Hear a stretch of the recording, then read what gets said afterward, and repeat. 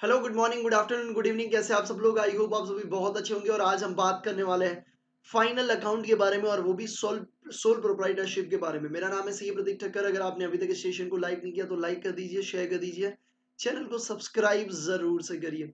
Let's begin बेटा। बात करने वाले हैं प्रिपरेशन ऑफ फाइनल अकाउंट्स, और उसमें भी सोल प्रोप्राइटरशिप के बारे में। So let's begin.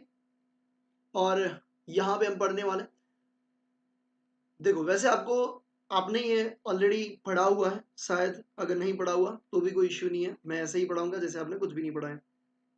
ठीक है।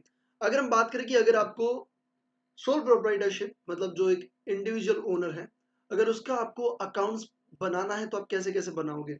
सबसे पहले आप बनाओगे बेटा मैन्युफैक्चरिंग अकाउंट। मैन्युफैक्चरिंग अकाउंट कब बनेगा बेटा?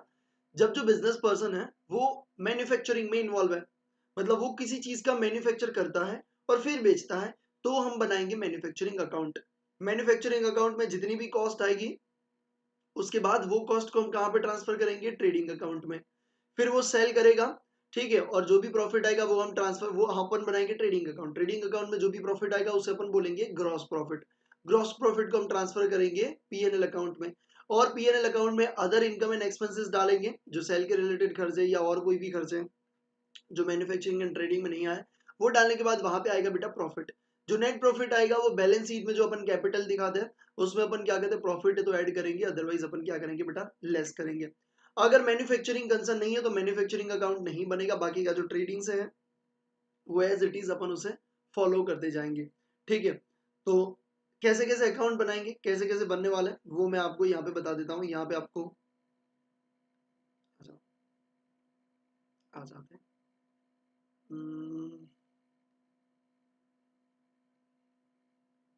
ठीक है, थोड़ा सा अपन बेसिक यहाँ पे देख लेते हैं, ठीक है, ताकि आपको पता चल जाए। सोल प्रोप्राइटर मतलब एक पर्सन जो अपना बिजनेस चला रहा है, जैसे कि आपके घर के बाहर किराने वाला शॉप है, वही चीज। ठीक है।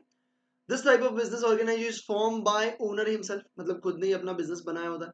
Legal formalities related to formation and closure are minimum. यहाँ पे फॉर्मेलिटीज कैसी होती है? लीगल फॉर्मेलिटीज बहुत मिनिमम होती है। In sole proprietorship business the sole owner is unlimited liability. देखो ये आपको याद रखना है कि सोल ओनरशिप जो होता है, मतलब जो सोल ओनर होता है उसकी लाइबिलिटी कैसी होती है? अनलिमिटेड। मतलब अगर उसने बिजनेस चला रहा है, ठीक है, किराने का स्टोर चला रहा है, और उसको बहुत डेट हो गया, तो उसको घर की असेट भी बेच के पैसा देना पड़ेगा। ठीक है। A sole proprietor is only one who bear all the risk. ये खुद one who all the bear risk, क्योंकि खुद ही ओनर है भाई, एक ही पर्सन ओनर है तो वो खुद ही बेयर करेगा सारी risk. The sole proprietor control all the business. वो खुद कंट्रोल करेगा, वो खुद रिस्क को बेयर करेगा। The law does not make any distinction between the sole proprietor and its business. However, while accounting, the owner and business are considered two separate. देखो ये क्या बोल रहा है? वैसे लॉ जो है ना, लॉ, ठीक है, कायदा, वो law does not make any distinction between sole proprietor and business. मतलब सोल प्रोप्राइटर और बिजनेसमैन को अलग नहीं मानता है कायदा, बट अकाउंटिंग पर्पज से।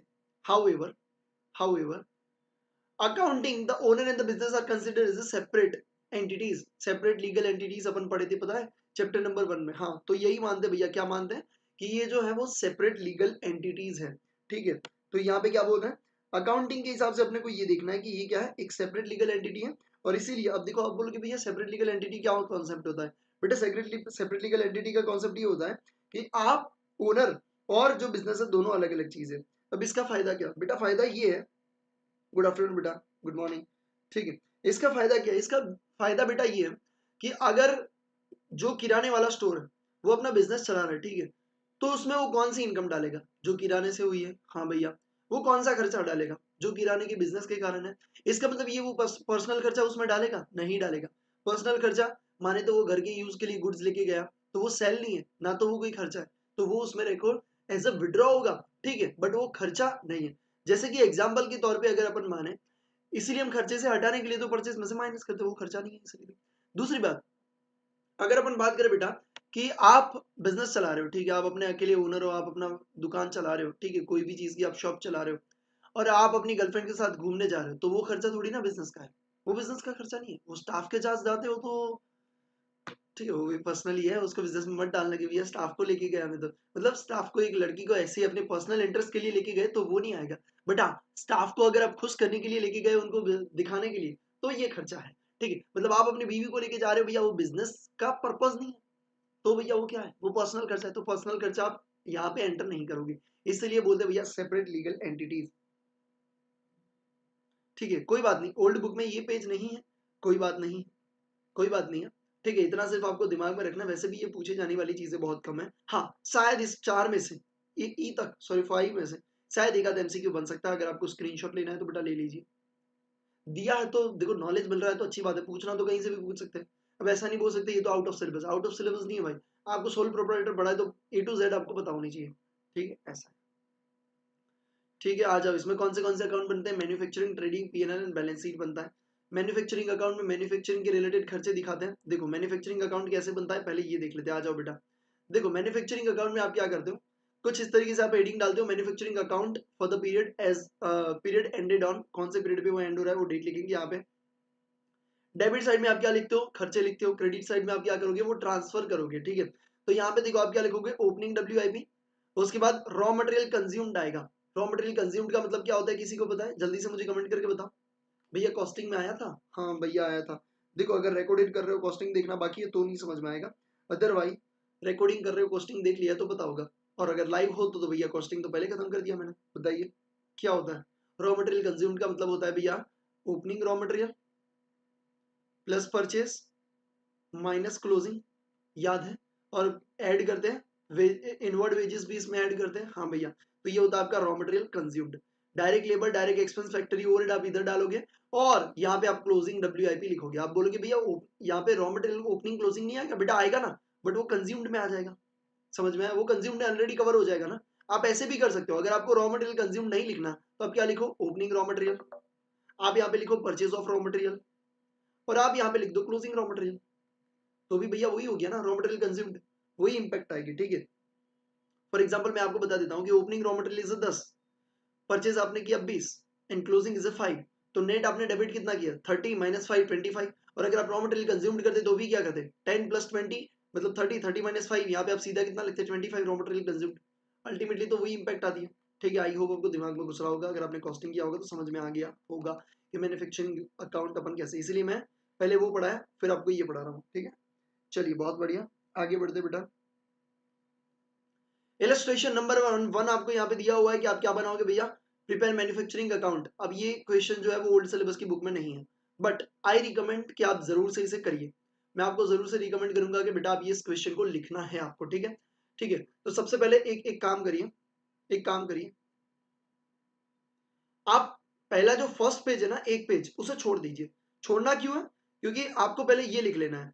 ठीक है, फॉन्ट बाय ओनर हिमसेल्फ, फिर लीगल फॉर्मेलिटीज मिनिमम जितना हाईलाइट किया उतना ही लिखना बुक में। ठीक है, sole owner has unlimited liability, one who bear all the risk and control, risk and control लिख लेना तो भी चलेगा। और नीचे आप एक और लाइन लिखोगे, यहाँ पे एफ वाला भी लिख देना। ठीक है, एफ वाला भी इंपॉर्टेंट है, और उसके बाद एफ जी वाला लिखोगे, एक नेक्स्ट पॉइंट लिखोगे। नेक्स्ट पॉइंट क्या लिखोगे मैं आपको लिखवा देता हूँ, देखो आप इसका भी एक काम करो, मैं लिखने के बाद आप स्क्रीनशॉट ले लो, मैं यहाँ पे लिख लेता हूँ, यहाँ पे मैं लिख लेता हूँ, ये पॉइंट आपको लिख लेना है। ठीक है, अपनी बुक में, क्योंकि बहुत इंपॉर्टेंट है। ठीक है, income tax expense of, income tax expense of sole proprietor,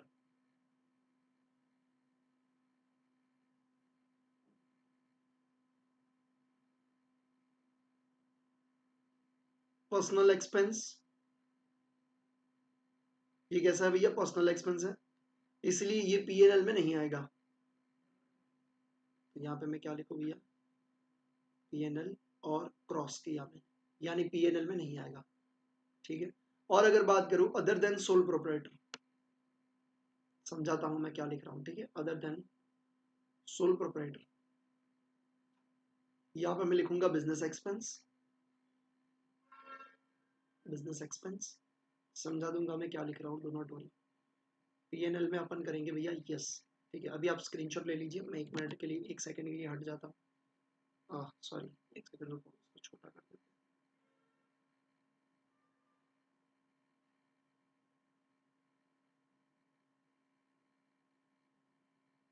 हाँ ले लीजिए अभी स्क्रीनशॉट, आई होप आपने स्क्रीनशॉट ले लीजिए।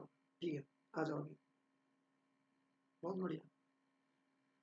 देखो अभी देखो ये क्या मैं कब बता रहा हूँ आपको ना, एग्जाम में इनकम टैक्स एक्सपेंस देंगे कि इनकम टैक्स एक्सपेंस को आप कहाँ पे डेबिट करोगे, कौन से अकाउंट से आप डेबिट करोगे इनकम टैक्स एक्सपेंस। आप बोलोगे भैया हम ना इनकम टैक्स एक्सपेंस को डेबिट करेंगे टू कैश एंड बैंक करेंगे क्योंकि बिजनेस का खर्चा है, या हम पीएनएल को डेबिट करेंगे, ठीक है, क्योंकि ये बिजनेस का खर्चा है। बट ये बिजनेस का खर्चा उनके लिए जो सोल प्रोप्राइटर नहीं है, यानी कि कोई भी कंपनी है, पार्टनरशिप है, तो उनके लिए बिजनेस का खर्चा है वो पीएनएल में जाएगा। सोल प्रोप्राइटर के लिए ये बिजनेस का खर्चा नहीं है, ठीक है। तो ये कौन सा है भैया, पर्सनल खर्चा है, क्योंकि पर्सनल इनकम है, मेरी इनकम है और मेरा टैक्स है, ठीक है, तो वो बिजनेस का टैक्स नहीं माना जाता। इसीलिए हम सोल प्रोप्राइटर का टैक्स अगर हमने बिजनेस में से पेमेंट किया तो हम उसे डेबिट करते हैं विड्रॉ से या तो कैपिटल से। समझ में आ रहा है, विड्रॉ या कैपिटल हम पीएनएल में नहीं डालते, इसलिए पीएनएल में क्रॉस किया। ये कहां पे जाएगा, आपका विड्रॉ में जाएगा। अगर आपने बिजनेस के कैश से पेमेंट किया, बैंक से पेमेंट किया है, तो ये कैपिटल में से माइनस होगा, ये एज अ विड्रॉल गिना जाएगा। आई होप आपको समझ में आया होगा कि मैं डिफरेंस क्या कह रहा हूं। अगर सोल प्रोप्राइटर है तो ये आपका पर्सनल एक्सपेंस है, तो वो विड्रॉ या तो कैपिटल को डेबिट करेंगे, और अदर देन सोल प्रोप्राइटर है तो सब में ये बिजनेस का एक्सपेंस है और आपको पीएनएल में डालना पड़ेगा। मतलब सोल प्रोप्राइटर में इनकम टैक्स का एक्सपेंस कभी भी पीएनएल में नहीं जाता है। ये चीज आपको ध्यान में रखना है, ये इंपॉर्टेंट, बहुत इंपॉर्टेंट एमसीक्यू बन सकता है इसके ऊपर से। चलिए आगे बढ़ते हैं और आ जाते हैं इस क्वेश्चन के ऊपर। अब इस क्वेश्चन में आपको क्या करना है बेटा, आपको मैन्युफैक्चरिंग अकाउंटिंग अकाउंट बनाना है, ठीक है। तो सबसे पहले मुझे ये बता दीजिए, रॉ मटेरियल आपको ओपनिंग दिया हुआ है, यस, तो ये क्या है, ओपनिंग रॉ मटेरियल। ओके, इसमें आपका परचेज रॉ मटेरियल दिया है, यस, तो मैं परचेज को ऐड करूंगा। और क्लोजिंग रॉ मटेरियल यहाँ पे दिया है, हाँ, तो इसको मैं माइनस करूंगा तो मुझे क्या बन जाएगा, रॉ मटेरियल कंज्यूम्ड। तो रॉ मटेरियल कंज्यूम्ड कितना मिलेगा, 12,000 प्लस 2,50,000, ठीक है, यानी 262 और 14,000 मतलब 248, तो मैं 248 को पहले रॉ मटेरियल कंज्यूम से डेबिट कर दूंगा। बाकी सारी चीजें आपको यहाँ पे दी हुई है, ठीक है, वो सब चीजें आपको डालनी पड़ेगी। जैसे कि यहाँ पे ओपनिंग डब्ल्यूआईपी दिया है तो आप लिखोगे फैक्ट्री वेजीज, फैक्ट्री रेंट, ठीक है। फिर आप क्लोजिंग डब्ल्यूआईपी क्रेडिट साइड में लिखोगे। Salary of factory manager, this is your expense, तो आप डेबिट साइड में लिखोगे। डेप्रिसिएशन ऑन मशीनरी, ये भी आपका एक्सपेंस है, वो भी आप डेबिट साइड में लिखोगे। तो क्या आप मैन्युफैक्चरिंग अकाउंटिंग अकाउंट बना पाओगे, देखो मैं आपको बना के दिखा देता हूँ, ऐसा हो तो फटाफट से। पहला आपका आ जाएगा ओपनिंग डब्ल्यूआईपी, भैया सब चीजें दी हुई है, बहुत इजी है बेटा। ओपनिंग डब्ल्यूआईपी कितना है, 6,000 रुपये, 6,000। ओके, रॉ मटेरियल कंज्यूम्ड कितना आया, 2,48,000। ओके, फिर अपना कौन सा भैया, फैक्ट्री वेजेस 1,75,000, फैक्ट्री वेजेस 1,75,000। फिर 10,000, एक और खर्चा आपको दिया हुआ है, किसका है भैया, 10,000 इज योर फैक्ट्री रेंट। फिर दो एक्सपेंस 80,000 एंड 10,000, 80,000, 10,000, ठीक है। अब आप यहाँ पे क्या करोगे, क्लोजिंग डब्ल्यूआईपी कितना दिया है, क्लोजिंग डब्ल्यूआईपी गिवन 7,000, 7,000। और ये जो यहाँ पे जो आपको बैलेंसिंग फिगर मिला, वो आप कहाँ पे ट्रांसफर करोगे, बाय ट्रेडिंग अकाउंट। तो ये आप ट्रेडिंग अकाउंट में लेके जाओगे। और ट्रेडिंग अकाउंट में आप कैसे करोगे बेटा, जब आप ट्रेडिंग अकाउंट बनाओगे तो ट्रेडिंग अकाउंट में जब आप परचेस को डेबिट करते हो, हाँ, तो यहाँ पे आप मैन्युफैक्चरिंग एक्सपेंस और यहाँ पे क्या करोगे, वो अमाउंट को आप इधर लेके आओगे। समझ में आ रहा है, ठीक है। तो इस तरीके से आप मैन्युफैक्चरिंग अकाउंट को बनाओगे, फटाफट से बना लीजिए बेटा, बहुत ईजी है, इसमें और कोई एक्सपेंस या ऐसी कोई चीज नहीं दी है। फिर भी मैं आपको आंसर दिखे ऐसे रख रहा हूँ ताकि आपको इजीली समझ में आ जाए। I am giving you just 3 minutes, तो जल्दी से 3 मिनट में कंप्लीट करिए।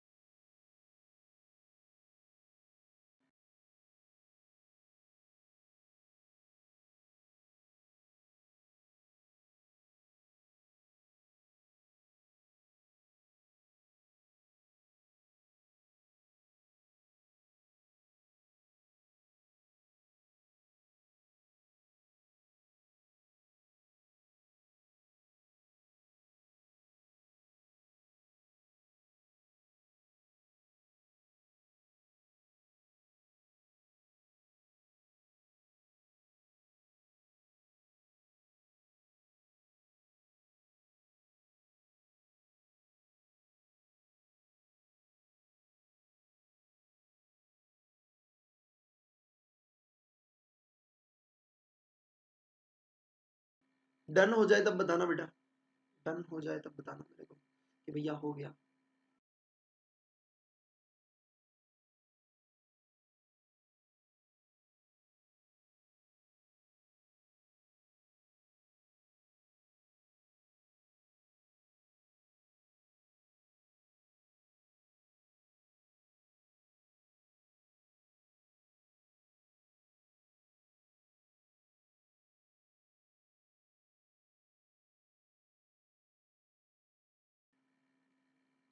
ओके, ये चैप्टर आपके लिए बहुत इजी होने वाला है क्योंकि हमने आगे काफ़ी अच्छे अच्छे चैप्टर्स कर लिए हैं। जैसे कि सबसे ज़्यादा एडजस्टमेंट जो है वो एनपीओ वाले, तो एनपीओ वाले में जितने अपन एडलेस करते थे ना, outstanding expense, prepaid expense, advance income, ठीक है, तो वो सब चीज़ें क्या है, वो सभी चीज़ें आपको यहाँ पे पढ़नी है।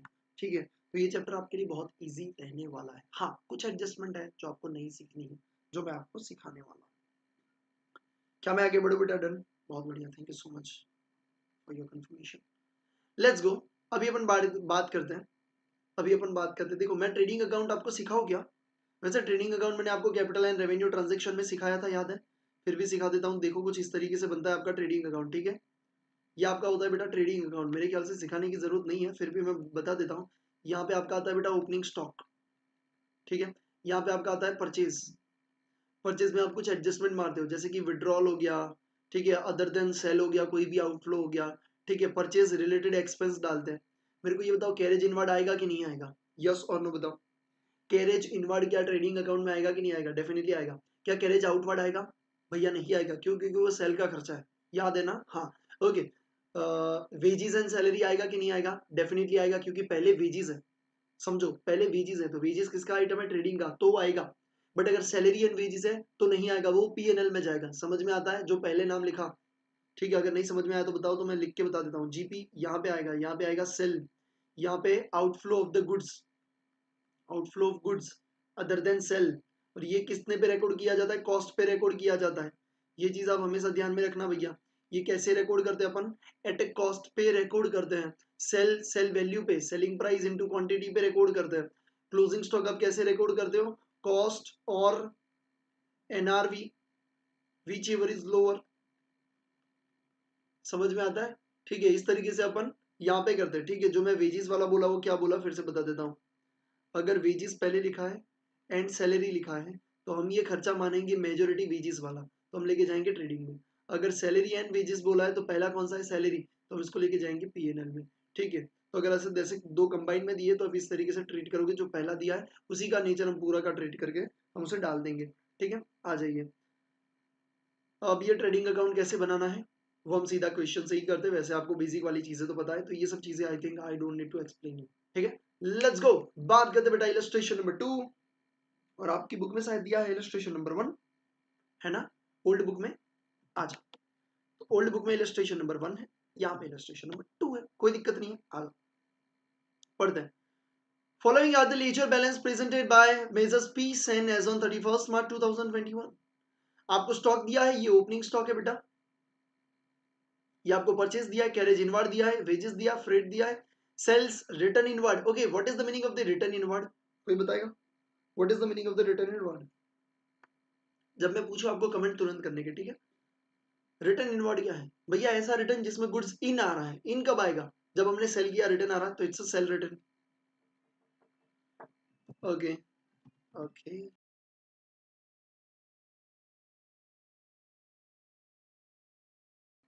ठीक है।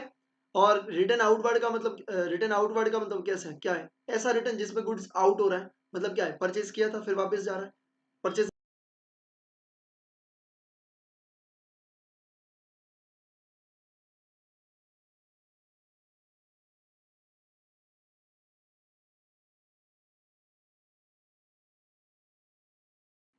ठीक है, चलिए चलिए, लेट्स गो। ठीक है, तो ये आई होप आपको समझ में आया। Purchase return, cell return. Royalty on production आपको दिया हुआ है, गैस एंड फ्यूल दिया हुआ है। अब यहाँ पे आपको एडिशनल इन्फॉर्मेशन दी है। देखो, वैसे तो अगर इतना ही दिया होता तो इजीली बन जाता, बट हमें कुछ एडिशनल इन्फॉर्मेशन दिया हुआ है। सुपर बेटा, thank you so much for your response. आ जाओ, म्यूट नहीं हो, आ जाओ अभी, एक सेकेंड।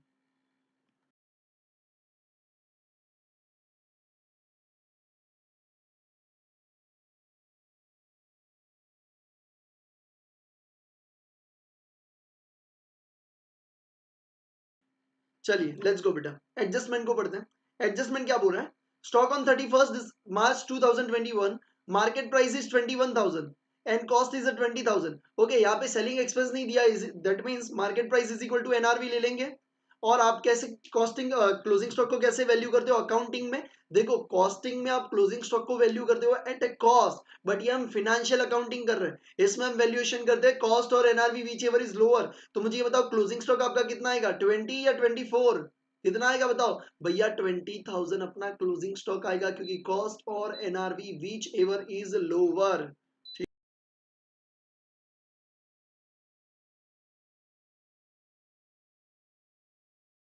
चलिए, तो ये हो गया सबसे पहला कि क्लोजिंग स्टॉक अपन कितना आएगा भैया, आपका 20,000 आएगा। ठीक है, चलिए अभी बात करते हैं, एक और चीज आपको नीचे दी है, adjustment. Stock value 10,000 were destroyed by the fire and insurance company admitted to the claim to the extent of 6,000। अब देखो हमें क्या बनाना है, ट्रेडिंग अकाउंट बनाना है।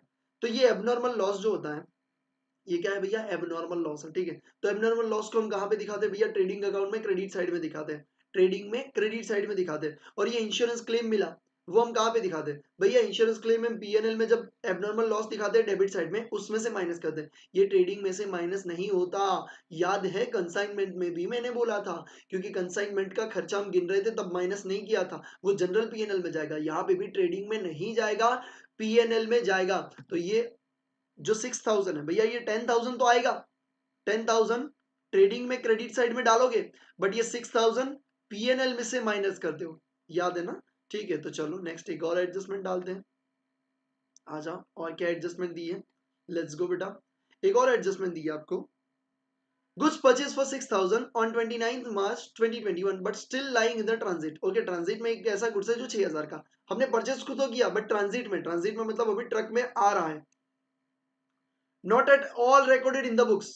अब देखो ये बहुत इंपॉर्टेंट है, not at all recorded in the books का मतलब ये होता है कि आपने बुक में रिकॉर्ड ही नहीं किया, ना आपने परचेज रिकॉर्ड किया, ना आपने क्लोजिंग स्टॉक। इसका मतलब ये होता है आपको ये दो जगह पे ऐड करना पड़ेगा, दो जगह पे। कहाँ पे ऐड करोगे, एक तो ऐड करोगे आप परचेज में, और एक आप ऐड करोगे क्लोजिंग स्टॉक में। ठीक है, तो क्लोजिंग स्टॉक में ऐड करोगे। ठीक है, चलिए नेक्स्ट अपन बात करते हैं, goods taken for the proprietor is own use. ये क्या है, ये आपका क्या है, goods outflow of the goods other then cash, withdrawal बोल सकते हो। तो आप परचेज में से माइनस करते हो, परचेज में से क्या करोगे, लेस करोगे। ठीक है, फिर क्या बोल रहे हैं, आउटस्टैंडिंग वेजेस 4,000, 4,000 रुपए अभी भी आपको वेजेस देना बाकी है। ओके, वेजेस दिया कितना, चलो देखते पीछे क्या हुआ भाई, किधर क्लिक हो गया गलती से।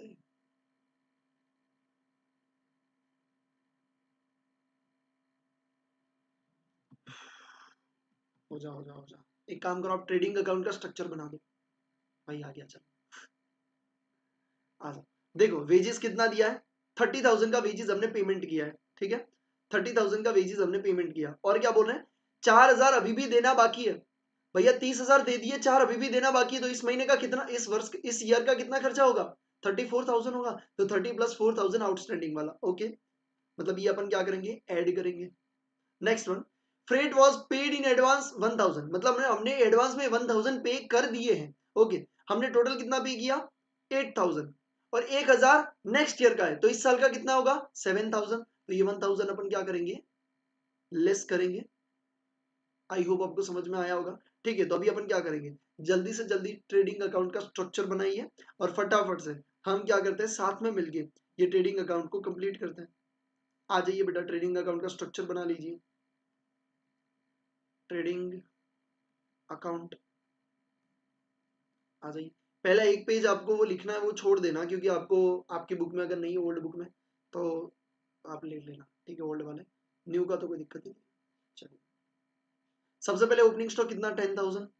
तो चलिए ओपनिंग स्टॉक डाल देते हैं। मैं सिर्फ अमाउंट लिख रहा हूँ, आप पूरा लिखोगे। ठीक है भाई, क्योंकि आपको सिर्फ कॉपी पेस्ट नहीं करना, आपको ही करना है। बट ये पहला क्वेश्चन तो मैं आपको सिखा रहा हूँ। ठीक है, ओपनिंग कितना, 10,000। परचेज 1,60,000, बट परचेज में काफी सारे एडजस्टमेंट है, हाँ भैया है। तो पहले अपन परचेज लिखेंगे, कितना, 1,60,000। अब उसमें हम क्या करेंगे, एडजस्टमेंट करेंगे। आ जाओ, कौन सा एडजस्टमेंट है वो देख लेते हैं।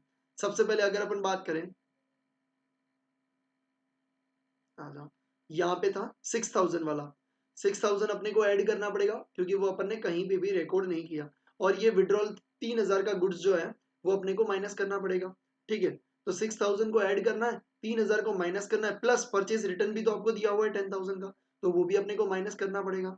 तो पहले माइनस करेंगे परचेज रिटर्न, कितना 10,000। फिर अपन माइनस करेंगे विड्रॉल, कितने का 3,000। फिर अपन ऐड करेंगे जो अपन ने रिकॉर्ड नहीं किया, गुड्स इन ट्रांजिट, कितना 6,000। अब हम यहाँ पे टोटल लगाएंगे तो टोटल आपका कितना आ रहा है, 160 में से 10 गया 150, 150 में से 3 गया 147 और 6 ऐड हुआ 153, 1,53,000। ठीक है, चलिए तो हम यहाँ पे क्या करते हैं, मैं ब्लू टिक करते जा रहा हूँ जो लिख रहा हूँ, रीजन ये है कि वो बीच में आपको ना आए दूसरी बार। ठीक है, तो परचेज रिटर्न भी हो गया। चलिए आ जाइए बेटा, आगे वाला भी एक एडजस्टमेंट अपन ने कर लिया तो उसको भी मैं ब्लू टिक मार्क कर देता हूँ।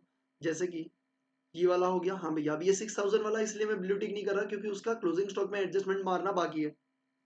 चलिए इतना होने के बाद कैरेज इनवर्ड कितना है 10,000 का, आ जाइए तो हम यहाँ पे लिख देते हैं कैरेज इनवर्ड कितना 10,000।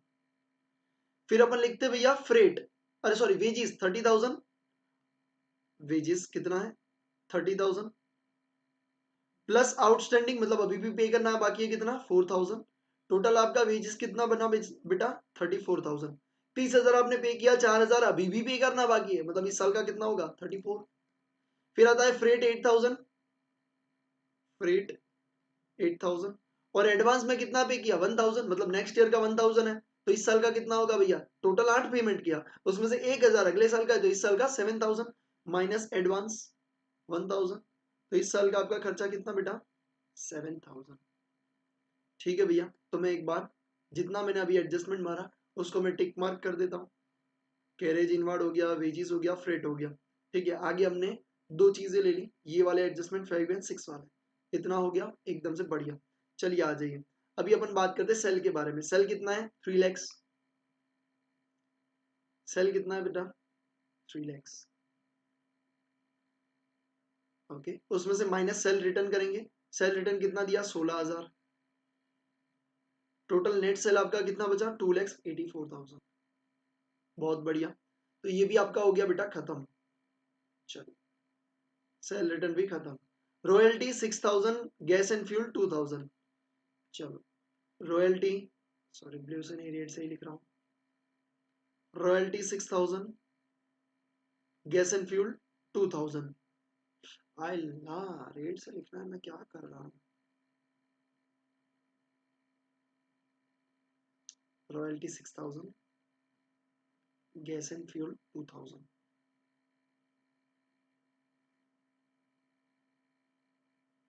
चलो इसके बाद अपन बात करते हैं, ये हो गया यस यस।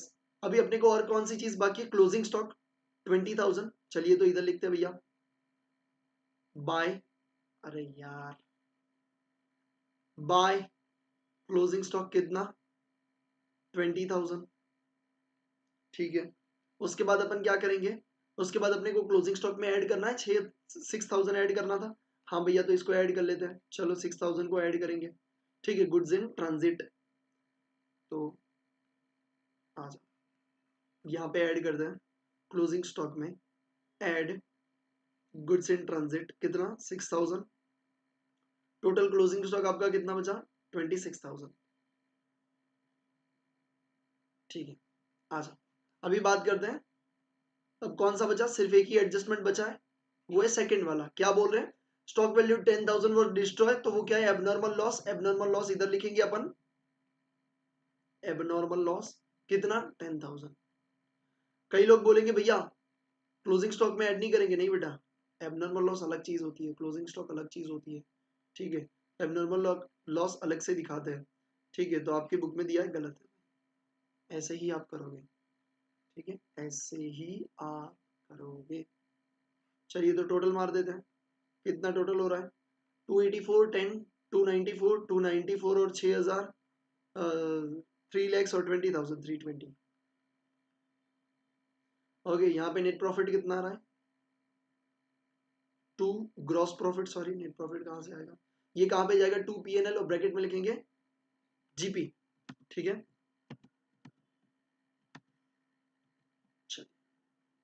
बताओ 98,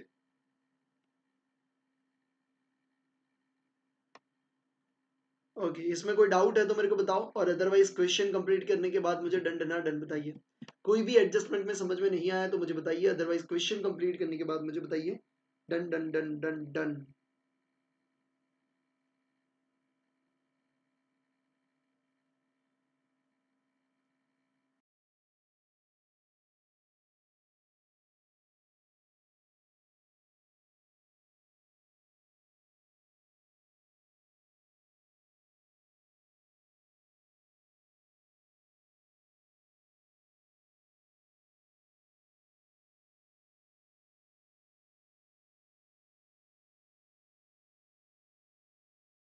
हो गया ना? कोई क्वेश्चन है तो बता सकते हो, वही पूछ सकते हो, अगर कोई एडजस्टमेंट में समझ में ना आए तो। डन रे, डन रे, डन रे।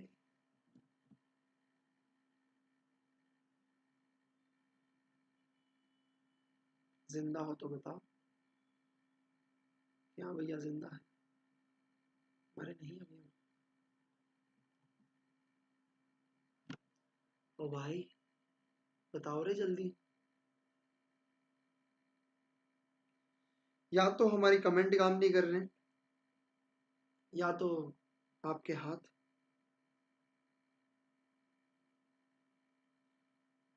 बहुत देरी कर रहे हो यार। Done, thank you so much. चलो फाइनली, फाइनली, फाइनली आ गया मैसेज। जिंदा हो, ओके। और आपका खुशी का कोई पार ही नहीं होगा, नहीं? आपकी एग्जाम इतनी लेट आई है। भैया मजा आ जाएगा, प्रिपरेशन का बहुत टाइम है, ठीक है। बट मैं लेजी नहीं हुआ, आप देख रहे होंगे स्केड्यूल आया फिर भी मैं लेजी नहीं हुआ। अपना स्केड्यूल उससे भी टाइट हुआ है। आप बोलेगे भैया बात तो सही है, आप तो लेक्चर बढ़ाते ही जा रहे हो, बढ़ाते ही जा रहे हो, क्या करें? सिलेबस कंप्लीट करके आपको इनफ टाइम देना है और आप सभी को अच्छे मार्क्स से पास भी तो करवाना है, इसीलिए। चलो, अभी यहाँ पे क्या बात करें कि भैया पीएनएल में क्या क्या चीजें आएगी, मैं आपको पीएनएल दिखा देता हूँ। आ जाइए बेटा, पीएनएल में अपन क्या क्या चीजें डालते हैं, लेट्स गो जान लेते हैं। देखो सबसे पहले तो आप क्या करते हो, अगर लॉस है तो यहाँ पे आएगा, प्रॉफिट है तो यहाँ पे आएगा, ये आपको पता है। हाँ, यहाँ पे आप क्या डालते हो, सारे एक्सपेंस डालते हो। कौन से एक्सपेंस? अदर देन परचेज और मैन्युफैक्चरिंग के रिलेटेड, क्योंकि मैन्युफैक्चरिंग का मैन्युफैक्चरिंग में गया होगा, ट्रेडिंग का परचेज से रिलेटेड के खर्चे ट्रेडिंग में गया होगा, बाकी खर्चे यहाँ पे आएगा। सेल के अलावा अदर देन कोई भी इनकम होती है यहाँ पे आती है, ठीक है। चलिए, सेलिंग ऑफ द स्क्रैप जो होगा वो मैन्युफैक्चरिंग में क्रेडिट साइड में जाएगा, वो यहाँ पे नहीं डालेंगे अपन, ठीक है। तो अगर आप मैन्युफैक्चरिंग अकाउंट बना रहे हो तो सेलिंग ऑफ द स्क्रैप आता है। स्क्रैप मतलब क्या होता है, ठीक है, वो जो क्या बोलते हैं, प्रोडक्शन करने के बाद जो स्क्रैप बनता है ना, वही। तो यहाँ पे एडमिन के खर्चे, ऑफिस के खर्चे, communication, travel, office rent, advertisement, audit fee, insurance, repair maintenance.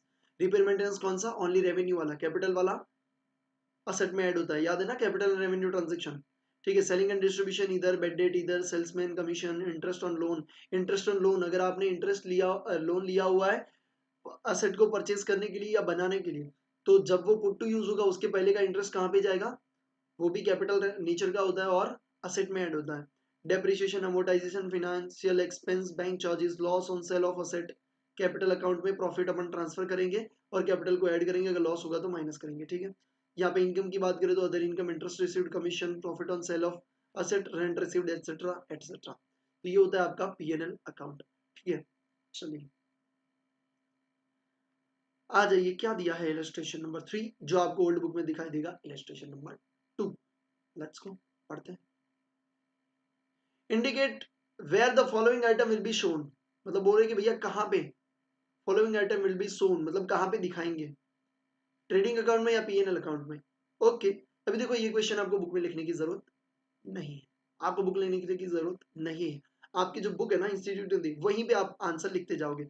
चलो फटाफट से, वेजिस वाला ट्रेडिंग में जाएगा, ठीक है। तो ट्रेडिंग अकाउंट या टी सिर्फ आप कर सकते हो अगर आपको समझ में आता है तो। ओके, पहले वाला ट्रेडिंग में। Okay okay okay okay, number wise ही पूछता हूँ मैं। ओल्ड बुक में क्या नंबर दिए है? ओल्ड, हाँ दिए ना, ठीक है, बहुत बढ़िया। चलिए,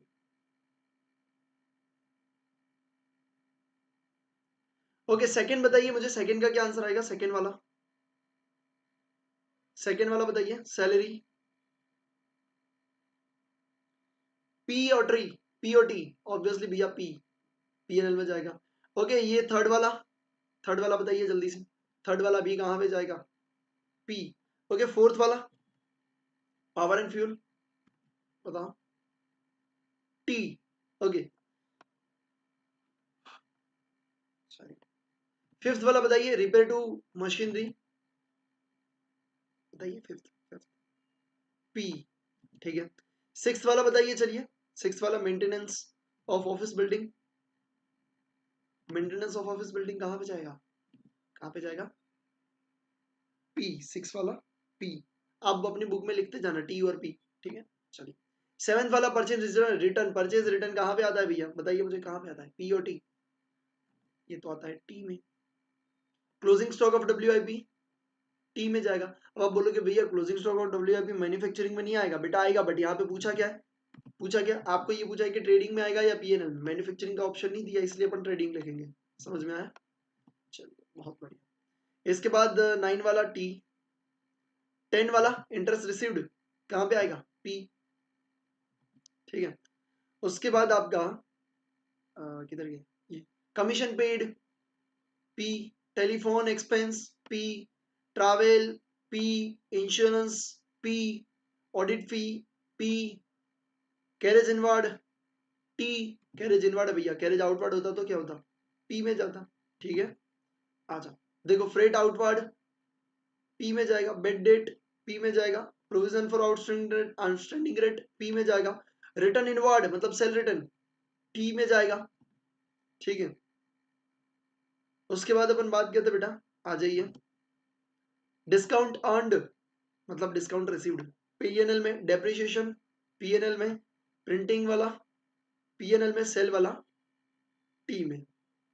आई होप आपको ये तो देखो कहाँ दिख रहा है ना, हाँ ये पी और टी भी दिख रहा है ना, ठीक है। तो इतने तरीके से आपको टीपी समझ में आ गया भैया, कमेंट में एकदम से टीपी भर गया, पीटी भर गया, प्रतीक ठक्कर, पी और टी, ठीक है। चलिए, तो ये लिख लीजिए आपके साइड में, बाकी इसका कोई इतना इंपॉर्टेंस नहीं है, बस आपको नॉलेज के लिए बता रहे भाई कि कौन सा कहाँ पे आएगा। और अगर इसमें से कोई पूछ ले तो एकदम से मजा ही आ जाए, पूछेंगे तो कौन सा पूछेंगे मैं वो भी आपको बता देता हूँ कि पूछने के चांसेस कौन से, अगर आपको हाईलाइट करना है तो वो भी कर लीजिए। देखो, एक आपको पूछेंगे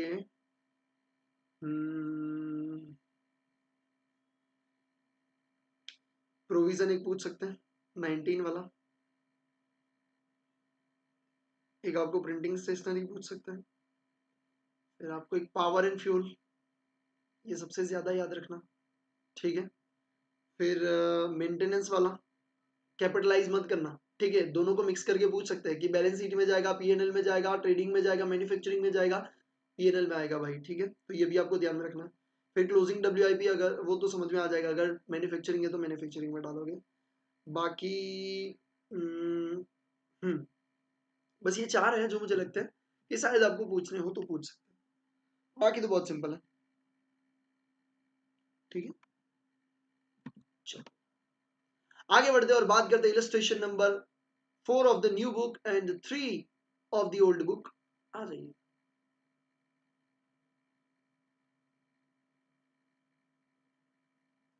illustration number 4 of the new book and 3 of the old book। 3 है ना, एक बार मुझे देखने दो, हाँ 3 ही है, 3 ही है। चलिए लेट्स गो, आ जाओ बेटा। अभी अपन क्या बात कर रहे हैं, from the following particular presented by this prepare, क्या पूछा है, प्रॉफिट एंड लॉस अकाउंट बनाना है, यस भैया बनाना है। तो एक काम करो, पीएनएल का स्ट्रक्चर बना दो जल्दी से जल्दी, पीएनएल का जल्दी से जल्दी स्ट्रक्चर बना दो, कुछ ऐसा ऐसा, जल्दी से बना दो। यहाँ पे डेबिट, यहाँ पे क्रेडिट, जल्दी बनाओ रे, ठीक है। क्या लिखोगे ऊपर हेडिंग में, क्या लिखते हो, in the books of this profit and loss account for the year ended this, in the books of ST, ठीक है, profit and loss account for the year ended 31 मार्च 2021, ये लिखने का भाई अभी बुक में भी लिखोगे आप, ठीक है, तभी तो हैबिट बनेगी। आ जाओ, शुरुआत करते हैं। ग्रॉस प्रॉफिट 1 लाख दिया हुआ है तो यहाँ पे जीपी लिख लेते हैं, 1 लाख। चलो क्वेश्चन की शुरुआत हो चुकी है, जीबी हो चुका है आपका खत्म, तो इसको मैंने मत कर दिया टिक। बात करते हैं रेंट इज 22,000। ओके, रेंट के बारे में दिया है कुछ, हाँ भैया ये बी वाला पॉइंट दिया है। क्या दिया है बेटा, यहाँ पे लिखा हुआ है रेंट पेड फॉर 11 मंथ, मतलब हमने रेंट कितना पे किया है 11 महीने का। ओके मेरे को ये बताओ 11 महीने का 22,000 है, तो एक महीने का कितना होगा भैया 2,000, तो 12 महीने का कितना होगा 24,000। समझ में आया? हाँ तो पहले क्या लिखेंगे रेंट कितना 22,000, फिर क्या लिखेंगे ऐड करेंगे क्या आउटस्टैंडिंग रेंट, क्योंकि पे करना बाकी है ना, कितना 2,000, टोटल आपका कितना आएगा 24,000। कर लीजिए भाई, इतना कर लीजिए। बी को मैं कर देता हूं टिक मार्क, रेंट को भी कर दिया टिक। फिर आता है सैलरी 10,000, क्या सैलरी के बारे में कुछ बोला है? आ जाओ आ जाओ आ जाओ आ जाओ। हाँ ये पहले वाला आउटस्टैंडिंग सैलरी 4,000, भैया 10,000 आपने पेमेंट किया, 4,000 अभी भी देना बाकी है, मतलब टोटल सैलरी कितनी 14,000, सैलरी कितनी 10,000, प्लस क्या करोगे आउटस्टैंडिंग कितना 4,000, टोटल कितना 14,000। तो चलो भैया ए को भी राइट टिक मारो, सैलरी को भी राइट टिक मारो, हो गया खत्म। नेक्स्ट थोड़ा सा ऊपर ले लेता हूं ताकि आपको सही से दिखे। Okay next one is a commission. Commission credit 12,000, credit का मतलब क्या है, क्यों क्रेडिट क्यों लिखा भाई, ये क्रेडिट क्यों लिखा, कोई बताएगा मुझे, ये कमीशन में क्रेडिट क्यों लिखा बताओ। डेबिट होता ना तो ये खर्चा है, क्रेडिट मतलब इनकम है, अगर नहीं समझ में आता तो लिख लो कि भैया क्रेडिट लिखा है इसका मतलब ये है कि अपने लिए इनकम है। इनकम को क्रेडिट कब करते हो, जब कमीशन को क्रेडिट कब करोगे, जब वो इनकम है, इनकम को क्रेडिट करते हो ना, तो ये कमीशन आपकी इनकम है 12,000। क्या कमीशन के बारे में कुछ लिखा है देखते हैं। Commission received in advance, last वाला एच वाला पढ़िए, commission received in advance is 2,000, 2,000 रुपए हमें एडवांस मिला है। ओके मिलना 12,000 मिला है, उस 12,000 टोटल मिला, उसमें से 2,000 नेक्स्ट ईयर का है, तो इस साल का कितना 10,000, तो यहाँ पे आप क्या लिखोगे क्रेडिट साइड में कमीशन कितना 12K, माइनस क्या करोगे advance received 2K, net commission your income is 10,000। बहुत बढ़िया सुपर। चलिए भैया तो ये एच वाला भी मारते हैं राइट टिक, कमीशन को मारो right tick. Next question, insurance is 8,000, चलो देखते हैं इंश्योरेंस का कुछ दिया ये रहा। प्रीपेड इंश्योरेंस इज 2,000, 2,000 हमने ऑलरेडी पहले से पेमेंट कर दिया, total payment is 8,000, 2,000 next year का, इस साल का कितना 6,000। चलिए तो यहाँ पे इंश्योरेंस कितना 8,000 minus advance paid 2,000, net insurance आपका 6,000। बहुत बढ़िया, इंश्योरेंस को मारते हैं राइट टिक, और भैया यहाँ पे डी तो अपने राइट टिक मार दिया, चलो बहुत बढ़िया। फिर क्या बोले इंटरेस्ट क्रेडिट साइड में 6,000, ये क्रेडिट क्यों लिखा, क्योंकि आपका क्या है इनकम है, तो इंटरेस्ट 6,000 की इनकम है। Interest due but not received 2,000, भैया इंटरेस्ट आपको 6,000 मिले, 2,000 अभी भी मिलने बाकी, टोटल इनकम आपकी कितनी 8,000, तो यहाँ पे आएगा बेटा इंटरेस्ट 6,000। ड्यू का मतलब क्या, अभी भी मिलना बाकी है, भैया 6,000 आपको मिल चुका है, 2,000 मिलना बाकी है, इसका मतलब 6,000 मिला, 2 मिलना बाकी है, टोटल 8,000 आपको मिलना चाहिए था, प्लस ड्यू 2,000, टोटल आपका इंटरेस्ट कितना बना 8,000 की इनकम बनी।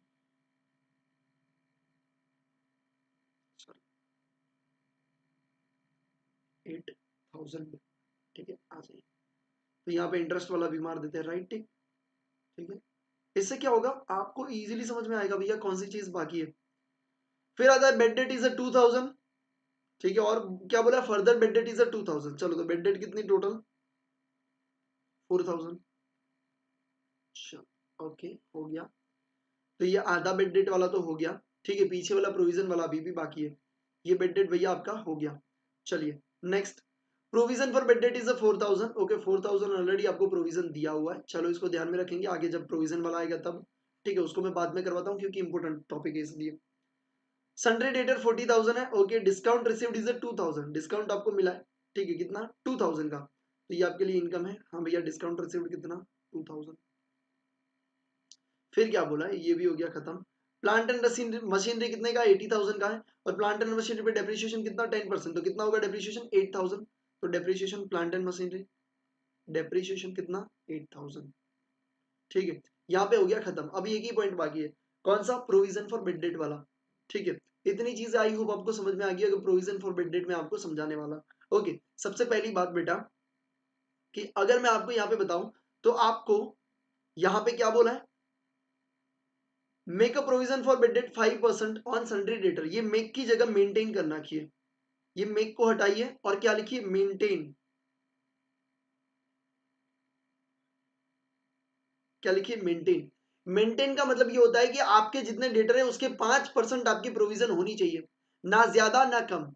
अगर कम है तो जितनी कम है उतनी प्रोविजन करिए, और अगर ज्यादा है तो जितनी ज्यादा है उसको कम कर दीजिए। और मेक का मतलब ये होता है कि आप नई 5% बनाइए। बट यहाँ पे जो आपकी बुक में आंसर दिया है वो मेंटेन के हिसाब से दिया है, मेक के हिसाब से नहीं। अगर मेक के हिसाब से होता तो आंसर आखिर पूरा अलग होता।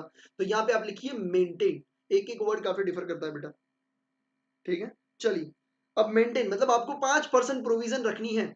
ओके भैया, तो आपकी प्रोविजन पहले तो कितनी होनी चाहिए? भैया हमारे डेटर्स कितने देखो, हमारे डेटर से भैया 40,000। क्या मैं उसका 5% कर दूं? नहीं बेटा, आपको एडजस्टमेंट में डेप्रिसिएशन ये बेड डेट दिया हुआ है, कहाँ गया? ये रहा एडिशनल बेड डेट 2000। हाँ भैया, इसका मतलब ये कि आपका डेटर कितना है?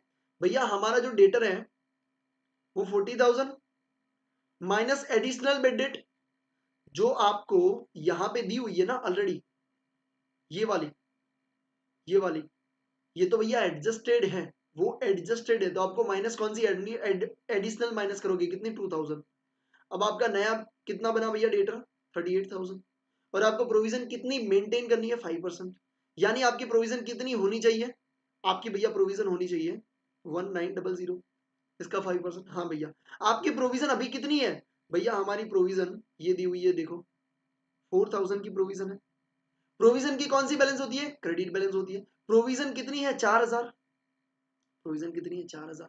तो प्रोविजन को कम करने के लिए उसको अपने को क्या करना पड़ेगा? डेबिट करना पड़ेगा। हाँ भैया, डेबिट करोगे। देखो प्रोविजन क्रिएट करते हो ना, तब पीएनएल से क्रिएट करते हो, यहां से यहाँ पे बनने दो। क्या एंट्री करते हो? कब पता है? पीएनएल से क्रिएट करने के लिए पीएनएल टू प्रोविजन ऐसे क्रिएट करते हो, 4000 4000। इस तरीके से आपकी प्रोविजन क्रिएट होती है। जब आपको प्रोविजन को हटाना होता है ना, तब रिवर्स एंट्री करते हो। क्या रिवर्स एंट्री करते हो? क्या एंट्री करोगे? Provision to PNL, provision account debit to PNL, provision account debit to PNL करोगे बेटा। अब मेरे को ये बताओ, आपको प्रोविजन कितनी रखनी है? 1900 मेंटेन करनी है, और आपकी प्रोविजन कितनी है? 4000। तो आपको प्रोविजन कम करनी है। हाँ भैया, तो एंट्री क्या करोगे? Provision account debit. सिंपल सी बात है, प्रोविजन की क्रेडिट बैलेंस होती है, उसको कम करने के लिए उसको डेबिट करेंगे। और क्रेडिट किसको करेंगे? पीएनएल को, क्योंकि पीएनएल से क्रिएट हुई थी। और कम भी कहां से करेंगे? पीएनएल से।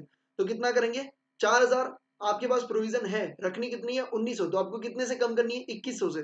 तो provision account debit 2100 to PNL, sorry 2100 to PNL 2100, मतलब पीएनएल के क्रेडिट साइड में आएगा 2100। हाँ भैया आएगा, ठीक है। तो अपन पीएनएल में क्रेडिट साइड में लिखेंगे 2100 रुपए, यहाँ पे आ जाएगा 2100। मुझे ये बताइए, क्या प्रोविजन वाली चीज समझ में आई?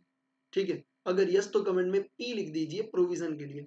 और पूरा क्वेश्चन अगर आपको समझ में आया है तो पी डी लिखिए, प्रोविजन भी समझ में आया और डन डना डन।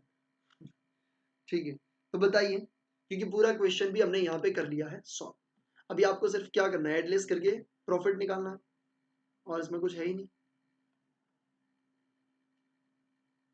बताओ मेरे को एक बार फटाफट से कमेंट करके बता दो बेटा।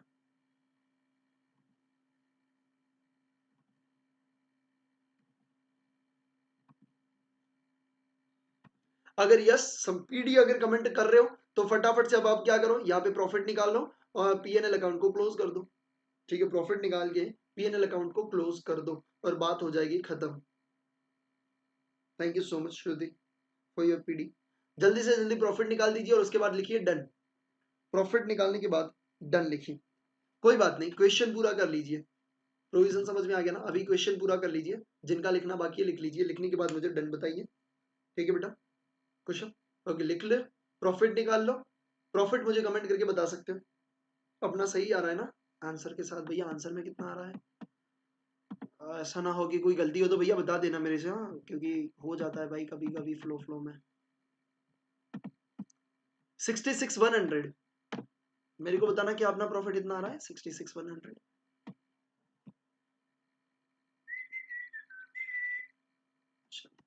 फटाफट से मैं पानी पी लेता हूँ।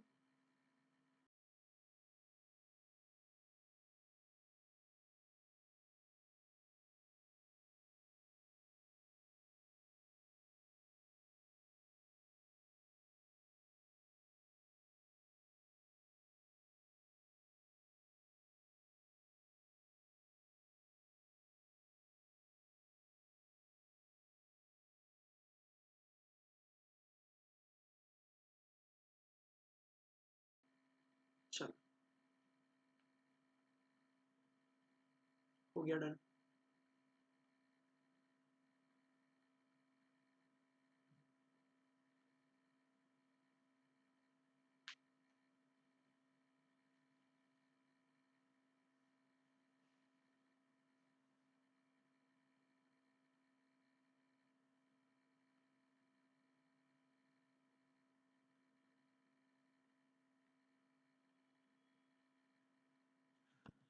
ट्रेडिंग, पीएनएल, मैन्युफैक्चरिंग, वो सब चीजें क्या होती है, ईयर एंडेड, मतलब उतने ईयर एंड हुआ तब तक का, उस पीरियड का होता है।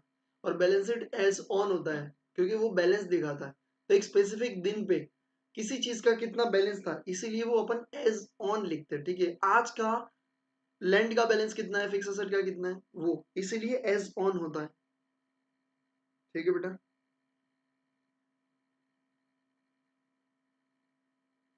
चलिए।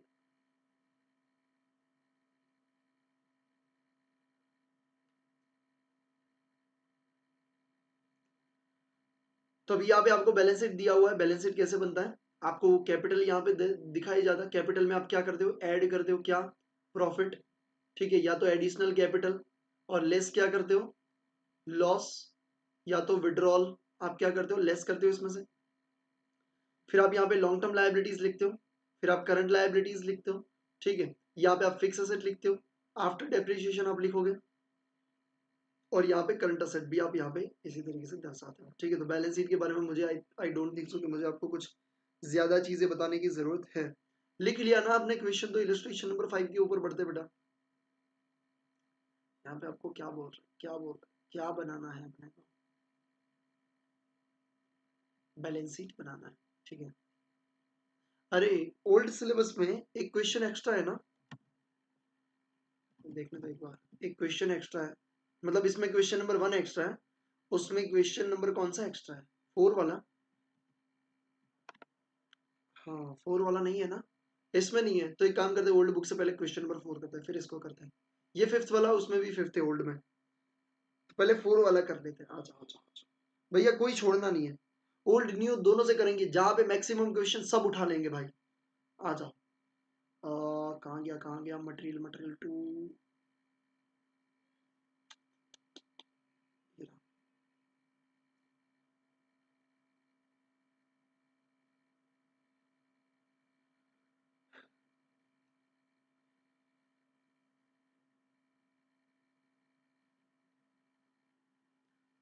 पेज नंबर बता दो मुझे कोई।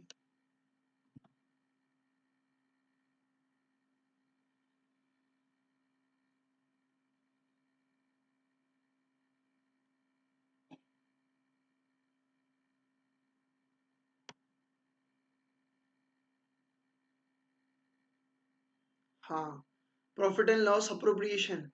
ठीक है, प्रॉफिट एंड लॉस अप्रोप्रिएशन करते हैं। यहाँ पे नहीं दिया, कोई बात नहीं, हम तो कर लेते हैं। ओल्ड न्यू दोनों के काम की ये चीज है, तो न्यू वाले ऐसे मत सोचना भैया हमारे में नहीं दिया तो हम ना करें, करना है बेटा, करना ही है, हर हाल में करना है।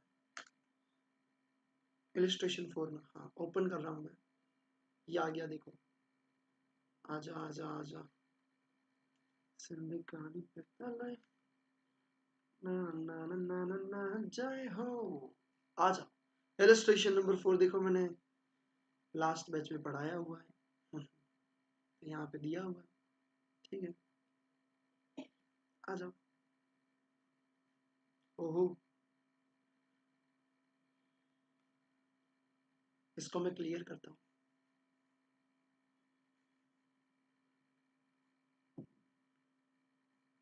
पहले पीएनएल अप्रोप्रिएशन ऊपर दिया है कि नहीं दिया, आ जाओ। Profit and loss appropriation account के बारे में पहले जान लेते हैं। We know that the net profit और लॉस इज एडेड और deducted from the owners equity. हमें पता है कि प्रॉफिट होता है तो ऐड करते हैं, लॉस होता है तो ओनर्स इक्विटी में से लेस करते हैं। The net profit may be used by the business to distribute dividend. हो सकता है कि वो जो प्रॉफिट का यूज है वो डिस्ट्रीब्यूट टू डिविडेंड, मतलब डिविडेंड को डिस्ट्रीब्यूट करने के लिए यूज हो सकता है, रिजर्व को क्रिएट करने के लिए यूज हो सकता है। ठीक है, डिविडेंड मतलब क्या, sharing of the profit. In order to show this adjustment, मतलब इस एडजस्टमेंट को दिखाने के लिए हम बनाते हैं पीएनएल अप्रोप्रिएशन। भाई ये ऐसे आड़ा टेढ़ा काहे को जा रहा है, पीएनएल अप्रोप्रिएशन अकाउंट हम बनाते हैं। ठीक है, तो उसमें क्या क्या डालते हैं भैया, हम यहाँ पे कोई डिविडेंड है वो जनरल रिजर्व में ट्रांसफर करना है वो, ठीक है। यहाँ से हम पीएनएल में से लेके आते हैं और यहाँ पे हम कहाँ पे कैपिटल में एडजस्ट मारते हैं। यहाँ पे आपका कोई भी ओनर जो होते हैं, मतलब जो भी पार्टनर्स है, उनको अगर सैलरी देना है, कमीशन देना है, वो सब चीजें यहाँ पे एडजस्टमेंट मारेंगे, ठीक है। तो यहाँ पे आपको इलिस्ट्रेशन नंबर 4 दिया है, बहुत मस्त क्वेश्चन है, आ जाइए। मुझे नहीं पता कि ओल्ड बुक में काय को नहीं दिया, न्यू बुक में क्यों नहीं दिया, बहुत तगड़ा क्वेश्चन है। X Y and Z are three partners sharing the profit and loss equally, मतलब X Y Z profit and sure कैसा इक्वली शेयर करते हैं, ठीक है भैया, मतलब जितना प्रॉफिट निकलेगा हम इक्वली बांट देंगे, ओके लेट्स गो। फिर क्या बोले, फिर बोले भैया capital as on 1/4/2014 were 80,000, 60,000 and 50,000, ये क्या है, उनकी कैपिटल है। भैया पीएनएल अप्रोप्रिएशन में क्या आता है, कैपिटल आती है, नहीं कैपिटल बैलेंस शीट में आती है, ठीक है। The mutually agreed on the following points, वो सब म्यूचुअली एग्री हुए नीचे वाले पॉइंट से। Interest on capital is 5% per annum, आपको इंटरेस्ट कैपिटल पे देना है कितना, 5% पर एनम, ओके। तो सबसे पहली बात यहाँ पे आपको क्या प्रॉफिट दिया है, ऑब्वियसली दिया होना चाहिए। देखो profit and loss account amount 66,720, तो सबसे पहले हमने क्या किया, काम करो मैं इसको हटा ही देता हूँ, मैं पूरा खाली कर देता हूँ, फिर से अपन पूरा करते हैं ना, मैं लिखूंगा अभी फिर से, कोई इश्यू नहीं है मेरे को, आ जाओ आ जाओ। तो सबसे पहले हम प्रॉफिट लिख लेंगे भैया, आ जाइए। ये क्या है आपका PNL appropriation account, PNL appropriation account. Profit कितना दिया है, यहां से पीएनएल से बाय पीएनएल कितना आपको दिया, 66,720 दिया। आप पीएनएल अप्रोप्रिएशन का एक स्ट्रक्चर बना दीजिए, हम साथ में कर लेते हैं, कर लीजिए, मैं आपको टाइम दे देता हूँ, क्योंकि आपको बीच में वर्किंग नोट भी लिखनी है, तो वो भी मैं आपको लिखवा दूंगा। पीएनएल अप्रोप्रिएशन का एक स्ट्रक्चर बना दीजिए इजी वाला, ठीक है।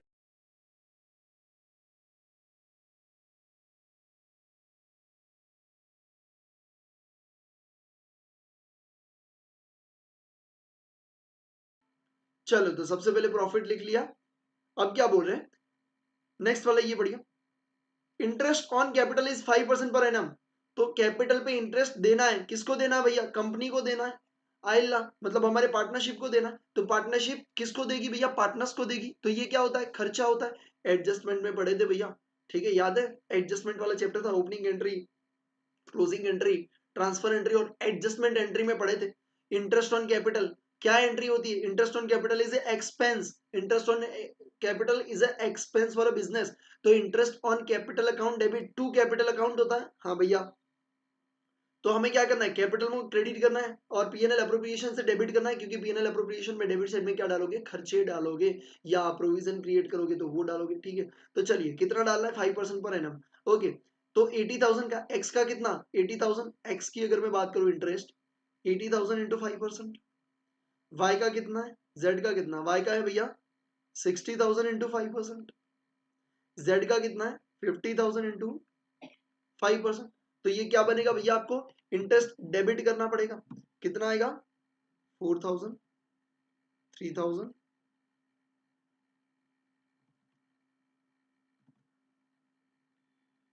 2500, 2500, आपका टोटल खर्चा बना 9500। तो पहला एडजस्टमेंट अपना हो गया, अब पढ़ रहे बी वाला, ठीक है, आ जाओ अब पढ़ते B. X to be received salary 500 per annum, x को सैलरी मिलेगी, ठीक है।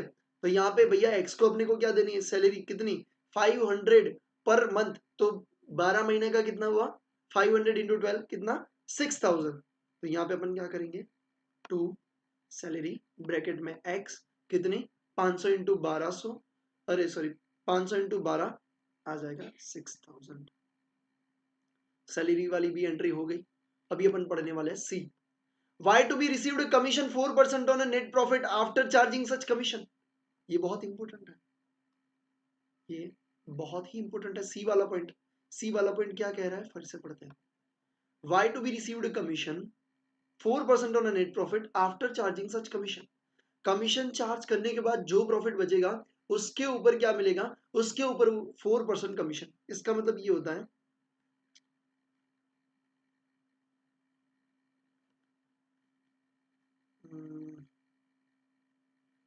ठीक है, मैं एक काम करता हूँ, इसको हटा ही देता हूँ, मैं फिर से ही आपको सब समझाता हूँ, भले ही मेरे को लिखना पड़े, कोई दिक्कत नहीं। सॉरी, इतना रख लेता हूँ ताकि लिखना ना पड़े। अब देखो, ये क्या बोल रहे भैया, ये आपको बोल रहे कि आपको कमीशन कितने पे देना है। कमीशन कैसे देना है, आपको कमीशन तब देना है जब कमीशन निकालने के बाद जो प्रॉफिट मिला, यानी कि ये आपका मिलेगा प्रॉफिट बिफोर कमीशन, कमीशन काटने के पहले कितना प्रॉफिट, ठीक है, उसमें से आप क्या करोगे, कमीशन को काटोगे और उसके बाद आपको आएगा प्रॉफिट आफ्टर कमीशन, और इसके ऊपर आपको 4% काटना है, इसके ऊपर आपको क्या करना है, 4% कट करना है। ठीक है भैया, तो इसको अपन कैसे निकाले बेटा, देखो अब आपको यहाँ पे कंफ्यूजन होगा कि भैया प्रॉफिट बिफोर कमीशन हमारे पास है, हाँ बेटा देख लो, अभी तक कितना हुआ आपका प्रॉफिट, 66,720, तो प्रॉफिट बिफोर कमीशन अगर आपको ढूंढना है तो कितना होगा, 66,720 माइनस आपने कितना एक्सपेंस किया अभी तक, एक्सपेंस किया भैया 9500 और 6000, तो हम एक्सपेंस को माइनस करेंगे, कितना होगा 9500 माइनस 6000, तो आपका ये प्रॉफिट 6000, सॉरी, तो आपका यहाँ पे कितना आप माइनस कर रहे हो, 15,000 माइनस कितना कर रहे हो, 15,500, तो अगर आप 66,720 में से 15,500 अगर आप माइनस करोगे तो ये बन जाएगा 51,220। ठीक है, अब आपका ये देखो इक्वेशन कैसे बन रहा है, इक्वेशन ऐसे बन रहा है कि आपको कमीशन किस पे चार्ज करना है, profit before commission is your 51,220 minus आपका commission is equal to profit after commission, but ये कमीशन किस कितना है भैया, 4% है, किसका, प्रॉफिट आफ्टर टैक्स का, प्रॉफिट आफ्टर कमीशन का, यानी क्या मैं ऐसा बोल सकता हूँ, क्या मैं ऐसा बोल सकता हूँ 4% प्रॉफिट आफ्टर कमीशन यहाँ पे, हाँ भैया, is equal to profit after commission. मुझे ये बताइए क्या ये ब्लू वाला समझ में आया, क्या ये ब्लू वाला समझ में आया, लिखा क्या है, commission, Y to be received commission on net profit after charging commission, मतलब आफ्टर चार्जिंग कमीशन, ये प्रॉफिट में आप कमीशन को चार्ज करो, मतलब माइनस करो, उसके बाद जो प्रॉफिट बचेगा ना उसका 4%, इसका 4% ये होना चाहिए, बट आप बोलोगे भैया ये नहीं है तो इसका 4% मैं कैसे निकालूं, तो हमने क्या किया, एज्यूम किया, क्या एज्यूम किया, 4% पीएससी लिख सकते हैं, 4% प्रॉफिट आफ्टर कमीशन, हाँ भैया इधर प्रॉफिट आफ्टर कमीशन। मुझे ये बताओ कि ये ब्लू वाला समझ में आया, अगर यस तो कमेंट में बी करिए, हाँ भैया समझ में आ गया, प्रॉफिट आफ्टर कमीशन आपके पास अमाउंट मिल गई, यस, माइनस 4% कमीशन, 4% किसके ऊपर, पीएससी के ऊपर, तो हमने लिख दिया 4% पीएससी, सिंपल सी बात है, इसका 4% था तो 4% पीएससी। सुपर, कैलकुलेशन के साथ आपने आंसर दिया, मुझे बहुत अच्छा लगा, बट मुझे मेरा समझाने का कर्तव्य है तो मैं आपको समझा रहा हूँ। अगर ये समझ में आया तो अब ये सोचो कि -4% पीएससी को हम राइट हैंड साइड लेके जाएंगे तो वो प्लस हो जाएगा, यानी 104% पीएससी इज इक्वल टू 51,220, ये 220 को इधर रखा, इस माइनस को इधर लेके गए, ठीक है, तो क्या हुआ, PSC 100% PSC plus 4% PSC 104% PSC, ठीक है, इज इक्वल टू दिस, तो आपका पीएससी कितना आएगा, profit after commission is 51,220 divide by 104%, तो मुझे बताइए प्रॉफिट आफ्टर कमीशन आपका कितना आ रहा है, बताइए, प्रॉफिट आफ्टर कमीशन इज 49,250, ये आपका क्या आया, प्रॉफिट आफ्टर कमीशन, और कमीशन कितना है प्रॉफिट आफ्टर कमीशन का, इसका 4%, तो इसका आप कर दोगे भैया 4%, तो you will get a commission, commission कितना आ रहा है भैया आपको 1970, दिस इज योर कमीशन, हाँ भैया, तो हम कमीशन क्या है, खर्चा है, ठीक है, तो कमीशन अपन यहाँ पे डेफिनेटली यहाँ पे डाल देंगे, कमीशन टू, सॉरी ब्लू से नहीं रेड से ही लिख लेता हूँ,